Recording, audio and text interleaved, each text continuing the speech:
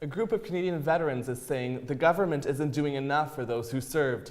They say the government's new pension plan could see many former soldiers living below the poverty line. CJTV's Thomas Hall has more. So my question is quite clear. For 2 years now we've been asking, and so have other people been asking, when will these disabled veterans get the money they so rightfully deserve? Michael Blais is one of the people asking questions about the government's treatment of veterans. He testified before the Veterans Affairs Committee yesterday.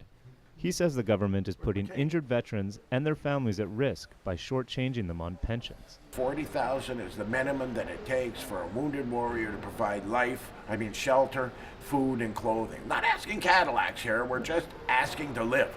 We will have many veterans who are seriously disabled living under that $40,000 poverty level. The conflict began with the new Veterans Charter, which set out the government's obligation to veterans. But complaints over the charter caused a review that began last fall and is ongoing. The Veterans Charter was enacted in 2006 by the Liberals. Supporters say it offers re-education and priority hiring for government jobs. But a recent study found that severely injured veterans, especially those over the age of 65, may be facing poverty under the new charter.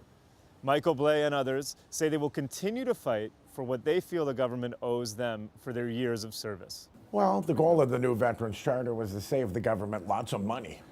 In essence, it has saved the government lots of money, right? However, during that process, it has abandoned the sacred obligation that we have for our troops. Minister of Veterans Affairs, Julian Fantino, says the government has been committed to veterans since 2006. Fantino says the government will improve the charter.